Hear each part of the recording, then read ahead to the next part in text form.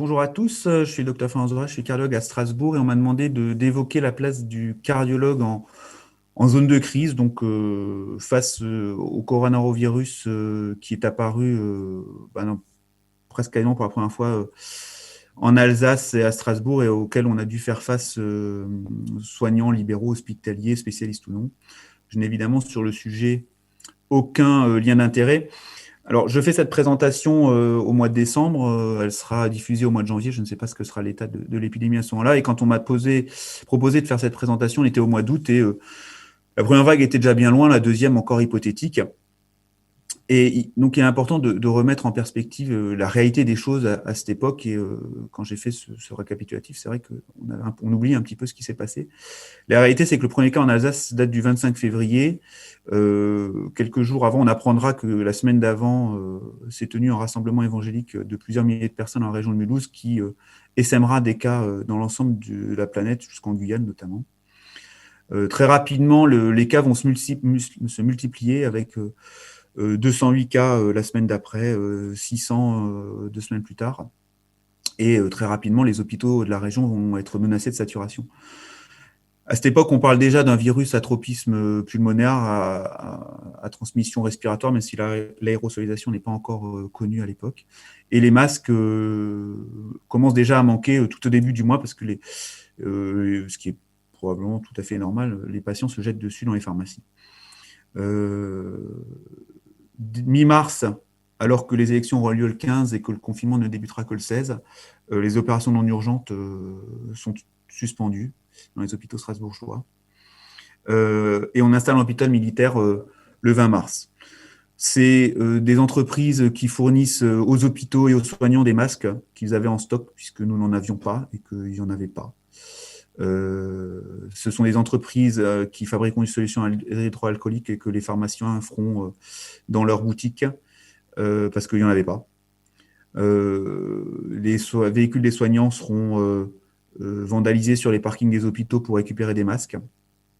Et au 3 avril, on est à 84% de surmortalité dans le Haut-Rhin, 4500 personnes hospitalisées dans le Grand Est, et donc l'ensemble du système de soins est totalement débordé, sachant qu'à partir du 25 mars, les cliniques auront l'autorisation d'ouvrir des prises en charge Covid en soins conventionnels en réanimation. Le plateau épidémique sera atteint vers le 17 avril, et à la veille du déconfinement, le 2 mai, pour la première fois, il n'y aura pas de décès déclaré Covid dans le Haut-Rhin. La réalité des chiffres, elle est un peu brute, c'est celle-là. Évidemment, d'autres régions, malheureusement, connaîtront des courbes similaires dans les semaines qui suivront, et notamment au mois de novembre, en région Aura ou dans le Var, par exemple.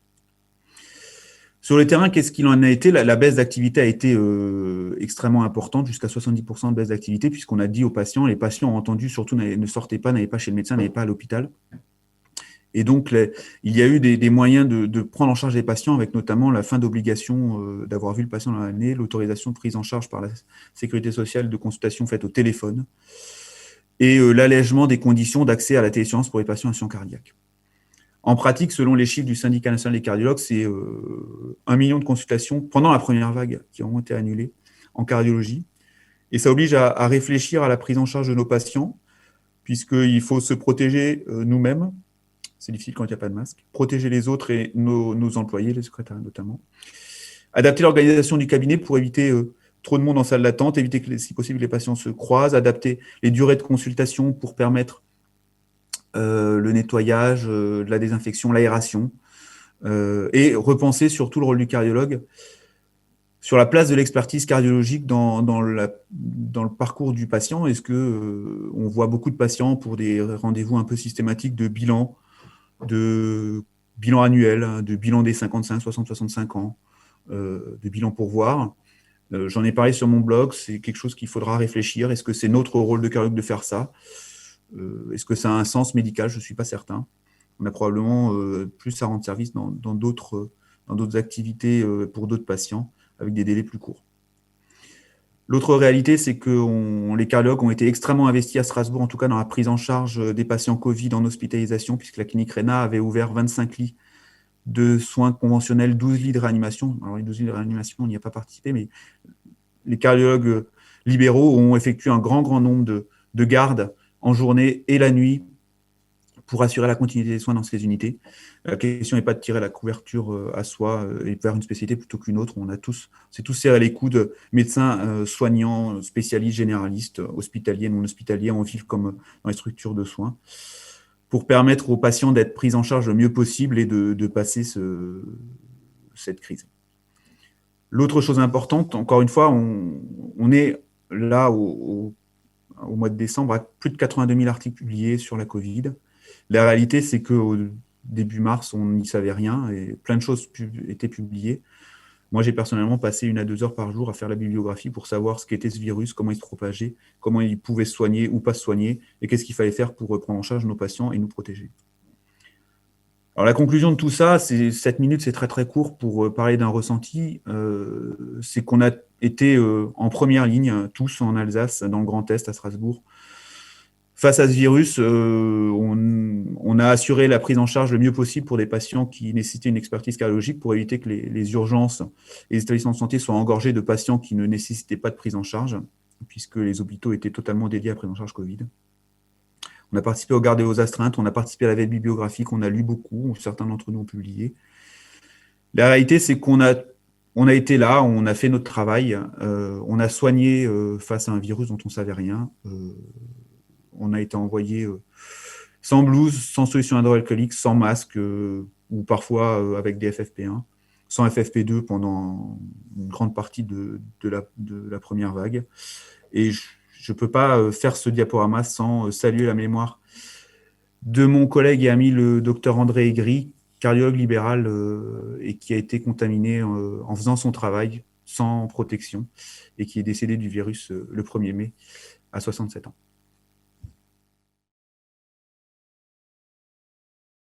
Bonjour, je dois vous parler de l'auto-soin dans l'insuffisance cardiaque.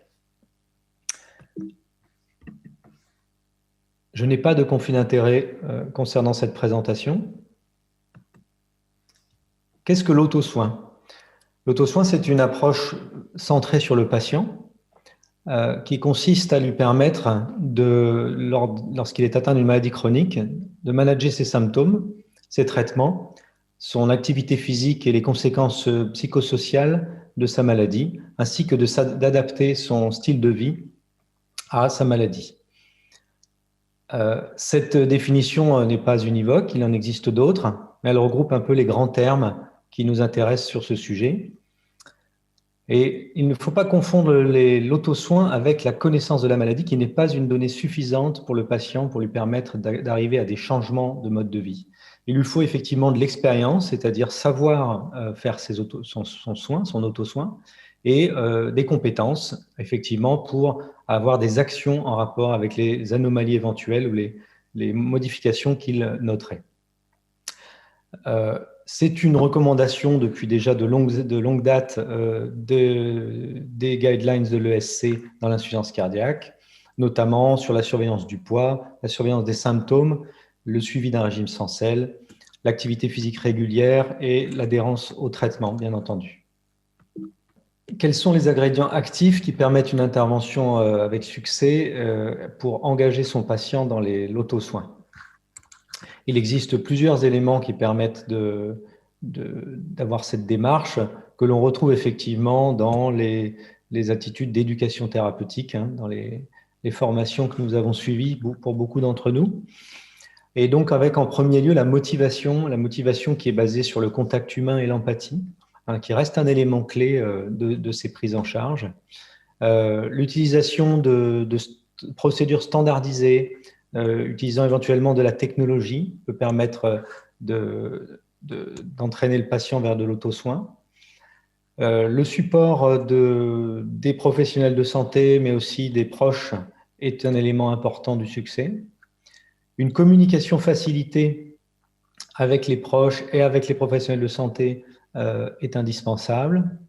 L'utilisation d'algorithmes décisionnels va permettre éventuellement de mettre en évidence les éléments les plus importants de l'auto-soin, éventuellement en utilisant de la technologie, on en parlera. Enfin, il faut lui apprendre à faire cet auto-soin, ce qui n'est pas inné pour un patient de surveiller ses symptômes, et il faut qu'il acquiert des compétences dans ce domaine, avec notamment des modifications de ses habitudes de vie, qui peuvent devenir donc même de nouvelles habitudes qui lui permettent d'intégrer cet auto-soin dans sa vie courante. Nous avons des preuves de l'efficacité de l'auto-soin dans l'insuffisance cardiaque, bien que les résultats des études soient hétérogènes. Une méta-analyse de 2016, une méta-analyse sur données individuelles, a permis de mettre en évidence un effet sur les réhospitalisations, sans effet sur la mortalité toutefois. Il existe cependant une hétérogénéité importante des études, qui est essentiellement basée sur les designs d'études qui sont très différents, les méthodologies très différentes, le type d'intervention pour arriver à favoriser l'auto-soin est différent d'une étude à l'autre. On notera tout de même que l'on l'avait vu déjà dans la télésurveillance et dans l'éducation thérapeutique, une augmentation de la mortalité chez les patients dépressifs qu'il faut donc bien prendre en garde de prendre en charge de façon différente des autres patients. L'un des challenges de l'auto-soin, c'est de tenir dans la durée. C'est difficile pour un patient d'arriver à intégrer l'auto-soin dans sa vie courante, puisqu'il va devoir vivre avec, qu'il a de longues périodes où il va bien et qu'il peut décrocher, et que ce n'est pas seulement dans les périodes où il ne va pas bien qu'il va devoir se surveiller. Et effectivement, le télémonitoring à ce titre semble un élément intéressant pour améliorer l'implication du patient dans l'auto-soin. Tout d'abord, les outils digitaux permettent une multitude de supports qui vont permettre d'intéresser le patient à son autosurveillance, notamment lui fournissant des vidéos explicatives, des sites web sur lesquels il peut retrouver des informations pertinentes, et donc vont permettre de maintenir sa motivation en lui donnant du contenu régulièrement mis à jour. Donc les objets connectés et les capteurs vont permettre également d'améliorer le suivi de l'auto-soin en enregistrant les signes vitaux et les symptômes de façon plus ludique, voire automatique, qui peuvent permettre même d'acquérir des automatismes et surtout de la routine, hein, parce qu'on pense que l'auto-soin doit devenir une routine pour qu'il soit un succès à long terme. Notamment la montre connectée qui vous donnera votre fréquence cardiaque, tous ces éléments qui vont devenir assez courants, on le pense, chez les patients. Le télémonitoring, la télésurveillance, permet également de faciliter la communication entre le patient et les équipes soignantes et avec les proches, permettant par là même de maintenir la motivation et l'empathie, certes par un lien numérique, mais c'est un élément que nous avons noté dans la télésurveillance. Enfin, les algorithmes décisionnels permettent le tri des symptômes relevés par le patient afin de lui proposer une réponse adaptée qu'il va pouvoir mettre lui-même en place et bien sûr, d'un autre côté, d'alerter les équipes médicales si nécessaire, si on est dans le cadre de la télésurveillance. Tout ceci, bien entendu, s'intègre dans un parcours de soins avec du contact humain et de l'empathie. Et il ne faut pas opposer évidemment ces systèmes d'autosurveillance qui vont aider le patient donc à se surveiller à la médecine que l'on connaît avec le contact humain. Et tout ceci implique bien sûr une nouvelle organisation pour nous des soins centrés sur le patient et intégrant cet auto-soin.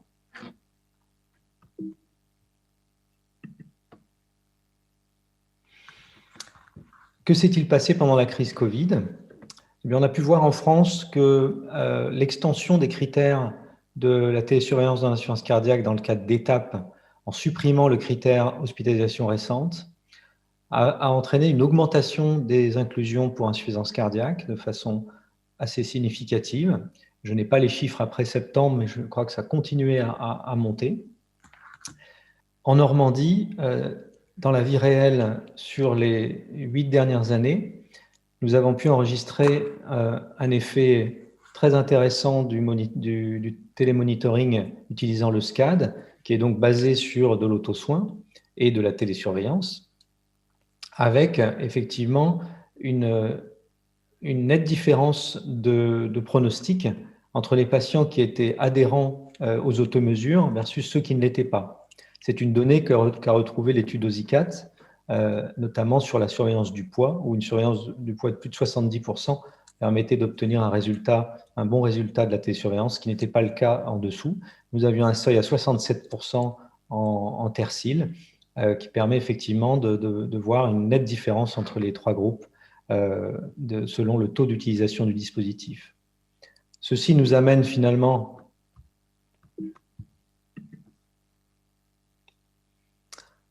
à mettre en évidence ce que les promoteurs de l'auto-soin ont déjà bien noté dans leurs publications, qu'il faut une méthodologie claire et précise pour amener le patient à utiliser l'auto-soin de façon régulière, et ceci, quelle que soit la technologie que vous utilisez, que ce soit en présentiel ou en télémonitoring. Le succès de l'auto-soin est directement lié à l'amélioration de la compréhension de la maladie par le patient, certes, mais aussi au maintien d'un bon état psychosocial. Et ça, c'est beaucoup plus difficile et ça demande une approche multidisciplinaire, évidemment, qui n'est plus que soignante. Et ceci implique un support des professionnels de santé, notamment pour l'utilisation de la technologie. À ce titre, la mHealth pourrait être une approche intéressante pour favoriser l'auto-soin, avec toutefois une nécessité de standardisation et d'évaluation à ce stade. Je vous remercie. Bonjour à tous, je suis le docteur Salva, cardiologue. Je remercie le comité d'organisation de me permettre de vous parler de la coordination d'une équipe multiprofessionnelle au sein d'une équipe hospitalière pendant la pandémie du Covid-19 chez les patients insuffisants cardiaques. Voici mes conflits d'intérêts. Quels sont les enjeux? Il a fallu faire aussi bien mais différemment du fait du contexte de cette pandémie. En effet, il y a eu une véritable sous-utilisation du système de soins pendant le premier confinement, à la fois liée aux mesures de confinement, liée à la volonté de minimiser l'exposition des patients au virus, liée aussi à la peur de la contamination par les patients. On voit sur les données de la CNAM qu'il y a une chute des consultations en médecine générale de 40% et chez les médecins spécialistes tout venant de 71%. Dans une enquête déclarative faite auprès de 1000 patients sur l'ensemble du territoire français, on voit que 45% des patients insuffisants cardiaques déclarent avoir passé plus de 4 semaines sans avoir eu un examen médical. Il y a une cohorte prospective qui a été faite aussi par l'équipe de Dijon sur environ 150 patients. Là aussi, on voit que l'accès aux soins de manière déclarative par les patients est diminué puisque l'examen médical n'est intervenu que dans 16% des cas, 72% des rendez-vous ont été annulés et uniquement un switch vers la téléconsultation dans 32% des cas. Le deuxième enjeu, c'était de rester en lien avec les patients, puisqu'en effet, sur le plan émotionnel, les patients ont une dégradation de leur état, avec 69% qui rapportent un sentiment d'insécurité ou de danger, 18,5% qui rapportent un état de détresse psychologique, et puis garder le lien aussi avec les patients par rapport aux médias, notamment les discussions qu'il y a eu au niveau des IEC dans le cadre du traitement, et puis sur les effets potentiellement protecteurs du tabac. Rester en lien aussi avec les patients, puisque le premier confinement nous a appris que les patients avaient diminué leur activité physique, leur adhérence au régime diététique, et avaient par contre augmenté leur consommation de tabac et leur consommation devant les écrans dans la cohorte dijonnaise. D'autre part, il y avait beaucoup moins de rééducation cardiaque, comme on le voit dans cette étude américaine. Et puis, il fallait informer, conseiller et éventuellement former les patients insuffisants cardiaques par rapport au Covid-19. Le troisième enjeu, c'était de créer des capacités supplémentaires pour accueillir les patients Covid+, en sus de l'activité de nos patients chroniques. Et donc, pour ça, on avait besoin de réorganiser un peu le parcours intra-hospitalier. Donc, comment est-ce qu'on a fait? D'abord, on a souhaité éviter aux patients insuffisants cardiaques ambulatoires de venir à l'hôpital, à la fois pour éviter les contaminations. Donc, on les a tous appelés un par un. On a défini le risque, on a fait une stratification du risque. S'ils étaient stables, on a retardé les surveillances de 3 à 6 mois en face à face. S'ils nous semblaient instables, on a d'abord fait une téléconsultation, comme cela est recommandé par la Société américaine d'insuffisance cardiaque. Et puis, pour les patients qui étaient trop instables, on a fait des visites en face à face, mais avec une réorganisation des secrétariats, de la salle d'attente, des agendas des médecins et les nouvelles règles à mettre en place. Ensuite, pour les patients qui devaient rentrer à l'hôpital, insuffisant cardiaque en décompensation, on a organisé des entrées directes dans le département de cardiologie, comme cela se fait habituellement en hôpital de jour, mais aussi en unité conventionnelle, en faisant une zone tampon, là où les patients n'avaient pas encore forcément le statut Covid, et sinon en unité Covid plus ou Covid négatif, avec du personnel dédié suivant les unités. L'objectif, c'était d'éviter que les patients passent par les urgences. Bien entendu, pour pouvoir faire des entrées directes, il faut avoir organisé en amont les choses. Donc ça, c'est grâce à la télésurveillance ou au réseau de soins RESIC 38. On a aussi accentué les avis cardiologiques seniorisés en direct. Et puis, on a travaillé en lien avec la cellule Covid-ADOM. La deuxième chose à entreprendre, c'est de raccourcir la durée d'hospitalisation. Et pour ça, on a travaillé avec l'hospitalisation à domicile ou les prestataires de services à domicile, avec la réalisation de cures de diurétique IV, une surveillance clinique et biologique par des infirmières formées. Et puis, tout cela a été supervisé par un cardiologue. On a aussi favorisé la rééducation cardiaque. Les patients allaient plutôt en rééducation cardiaque. L'objectif, c'était d'organiser dès l'entrée à l'hôpital, déjà la sortie, soit en plus avec de la télésurveillance ou le réseau de soins RESIC 38 dont je vais vous parler. Et puis, les patients pouvaient être évalués soit en hôpital de jour, soit par leur médecin généraliste, soit lors de la rééducation cardiaque. La sortie, donc, on l'a organisée avec le réseau de soins RESIC 38 qui existe encore sur notre territoire. Là aussi, ils sont réorganisés avec des téléconsultations virtuelles. On faisait des inclusions virtuelles. On a mis un programme éducatif à distance. Donc, on a fait 86 bilans éducatifs partagés, des séances thématiques en individuel, mais aussi en collectif, comme vous pouvez le voir grâce à l'outil CISRA qu'on a en Auvergne-Rhône-Alpes. Et puis, on a mis en place des appels téléphoniques structurés pour les patients isolés. La deuxième manière d'aider à la sortie, c'est via la télésurveillance. Donc, on avait déjà le protocole de soins étapes plus les patients cardio-MEMS. On a élargi selon les critères d'inclusion comme cela a été rendu possible par le statut d'état d'urgence sanitaire. On a favorisé encore le suivi des prothèses cardiaques à distance. On a bien entendu réorganisé les choses pour faire plus de téléconsultations et de télésoins. L'objectif, là aussi, repérer les signes d'alerte, adapter les prescriptions thérapeutiques et, si besoin, on faisait une hospitalisation, mais en direct, sans passer par les urgences. Pour les patients qui avaient une insuffisance cardiaque avancée, on a greffé et mis des LVAD uniquement aux patients en USIC ou en réanimation. Tous les patients ont été inclus dans un protocole, soit étape, soit le réseau des insuffisants cardiaques, et on a fait de la téléconsultation pour tous. Donc, en conclusion, la pandémie du Covid-19 nous a permis d'adopter la télémédecine sous toutes ses formes, télésurveillance, mais aussi téléconsultation.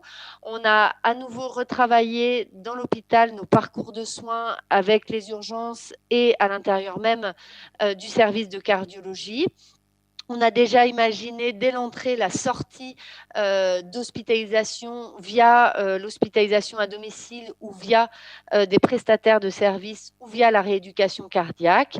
Bien entendu, on a travaillé en lien avec les infirmiers libéraux, les médecins généralistes libéraux, les cardiologues libéraux, les laboratoires, puisqu'on faisait sortir les patients un petit peu plus tôt que d'habitude lorsqu'ils le pouvaient cliniquement. Je vous remercie. Bonjour à toutes et à tous. Covidom est une plateforme de prise en charge de télésurveillance des patients atteints ou suspects de Covid, mise en place le 9 mars 2020 par l'AP-HP, l'ARS Île-de-France et l'URPS. L'objectif est d'assurer une surveillance à distance des patients ne nécessitant pas une hospitalisation pour soulager le système de santé hospitalier et libéral. Cette application e-santé permet aux patients atteints ou suspects de Covid sans signe de gravité de bénéficier d'un télésuivi à domicile via des questionnaires médicaux que le patient renseigne depuis son téléphone ou son ordinateur 1 à 2 fois par jour selon la stratification du risque et de la période dans sa maladie. Le questionnaire peut alors générer une alerte classée rouge ou orange selon sa gravité. La plateforme de Covidom contacte alors immédiatement le patient et adapte la prise en charge. Covidom mobilise des milliers de personnes sous la direction médicale de Patrick Jourdain. La plateforme, située dans les locaux de la PHP, est constituée d'intervenants de télésurveillance, paramédicaux le plus souvent, et de médecins qui interviennent sur sollicitation de ces derniers. Au 10 décembre, plus de 800 000 patients ont été inclus, répartis en 290 000 cas index, 430 000 cas contact, patients ayant été en contact avec un cas index, 91 000 patients présentant des symptômes inscrits par un médecin hospitalier ou libéral. Et cette activité a généré 280 000 alertes médicales, 47 000 à caractère social. Covidom Oxygène est un dispositif original au sein de Covidom qui s'adresse à des patients hospitalisés atteints d'une pneumopathie Covid dont le séjour hospitalier est justifié par le besoin en oxygène. L'objectif est de permettre le retour à domicile le plus précoce en accompagnant à distance le sevrage en oxygène pour réduire la tension sur les lits d'hospitalisation et de réanimation dans ces périodes de tension exceptionnelles. Chaque patient est suivi individuellement par un médecin senior qui contacte par téléphone le patient dès son retour au domicile, puis 1 ou plusieurs fois par jour ensuite jusqu'au sevrage en oxygène. La surveillance se fait en relation la plus étroite possible avec le médecin traitant. Ces médecins seniors sont retraités de la PHP, anciens chefs de service de disciplines cliniques variées qui interviennent bénévolement. Avant sa sortie, le médecin hospitalier explique au patient la surveillance dont il va être l'objet et la disponibilité téléphonique nécessaire. Il lui apprend comment lire les indications du saturomètre et mesurer sa fréquence respiratoire. La demande d'inclusion dans Covidom Oxygène est formulée par le médecin hospitalier qui adresse au plus tard la veille de la sortie envisagée sa demande au coordonnateur sous forme d'une fiche précisant les éléments de contact et les informations médicales avec un compte-rendu provisoire d'hospitalisation. Le coordinateur précise ces informations avec le médecin hospitalier, puis valide la demande et affecte au patient le médecin senior qui va le suivre. Le coordinateur suit ensuite les patients inscrits dans la base en assurant la liaison entre les médecins, le patient et le service hospitalier, le médecin traitant, avec notamment un staff quotidien chaque matin, durant lequel tous les patients sont passés en revue. Le respect strict des critères d'inclusion représente la meilleure garantie de sécurité de la procédure. Il doit s'agir obligatoirement d'une pneumopathie Covid pure, sans pathologie pulmonaire sous-jacente. Le patient doit sortir d'une hospitalisation ayant permis de faire un bilan médical précis et de s'assurer de la stabilité ou de l'amélioration de la situation, notamment en termes de besoin d'oxygène qui ne doit pas dépasser 3 litres par minute au retour à domicile. La procédure repose sur la communication entre le médecin et le patient qui doit pouvoir se faire simplement et sans barrière, linguistique notamment. Une fois la demande validée, la préparation du patient et de son entourage par le médecin hospitalier est un temps essentiel qui se positionne 24 heures avant la sortie pour permettre de bien informer le patient qu'il sera appelé par la personne dont le nom est alors connu, lui apprendre comment lire les indications du saturomètre, saturation, fréquence respiratoire, lui apprendre à compter son rythme respiratoire, autant de paramètres que le médecin lui demandera de préciser à chacun de ses appels. Un recours hospitalier est enfin prévu pour accueillir rapidement un patient qui aurait besoin d'un bilan complémentaire ou a fortiori d'une hospitalisation. Durant la première vague, 20 médecins seniors ont suivi 73 patients d'âge moyen 64 ans avec une durée moyenne de suivi de 20 jours, ce qui fait estimer à 1337 le nombre de journées d'hospitalisation évitées. Durant la deuxième vague, 25 services hospitaliers nous ont sollicités, Services de médecine infectieuse, de réanimation, de médecine interne, unité Covid, gériatrie notamment. 24 médecins seniors ont suivi 135 patients d'âge moyen 64 ans, 2 tiers d'hommes, avec une durée moyenne de suivi de 16,4 jours, correspondant à 2203 journées d'hospitalisation évitées. Au maximum de notre activité, le nombre de patients en cours de suivi s'est stabilisé autour de 55 pendant 3 semaines avant de diminuer. En moyenne, un médecin a suivi 5,6 patients, c'est-à-dire entre 3 et 4 patients simultanément. La gestion de Covidom Oxygène par le coordinateur est comparable à celle d'un service hospitalier, avec gestion des entrants, des sortants, des médecins seniors disponibles, ainsi que des différentes ressources d'appui, notamment l'informatique. Les différentes difficultés rencontrées ont été les difficultés de contacter le patient, importance de bien préparer la sortie de l'hôpital avec vérification des données auprès du patient, nécessité de pouvoir contacter une personne tiers. Difficulté d'obtenir des paramètres de surveillance, saturation très fluctuante, fréquence respiratoire imprécise. Ici encore, la qualité de la préparation de la sortie à l'hôpital est essentielle. Besoin de prescription que le suivi à distance ne permet pas. Il faut alors contacter le médecin traitant, élément fondamental de suivi, encore plus important dans cette procédure. Nécessité de disposer d'un recours hospitalier disponible rapidement pour effectuer des bilans complémentaires, voire réhospitaliser le patient en cas d'aggravation. Cette possibilité est indispensable pour sécuriser la procédure. Durée de sevrage, parfois très longue, due à la seule pneumopathie Covid, mais parfois secondaire à une pathologie pulmonaire préalable, révélée, soulignant l'importance par le coordonnateur de s'assurer de l'absence d'antécédents pneumologiques préalables. En conclusion, Covidom est une plateforme à la fois très efficace et très appréciée par les patients et les personnes qui en assurent le fonctionnement. Justifiée exclusivement par les conditions sanitaires, c'est une procédure exceptionnelle de substitution à l'hospitalisation que Covidom Oxygène représente et qui a permis de rendre disponible l'équivalent de 2 mois d'un service de 60 lits. La sécurité repose sur une validation sélective des demandes et une préparation soigneuse avec information et formation du patient avant sa sortie. Cette procédure fonctionne bien, elle est sans doute transposable à d'autres champs de la médecine. Je vous remercie.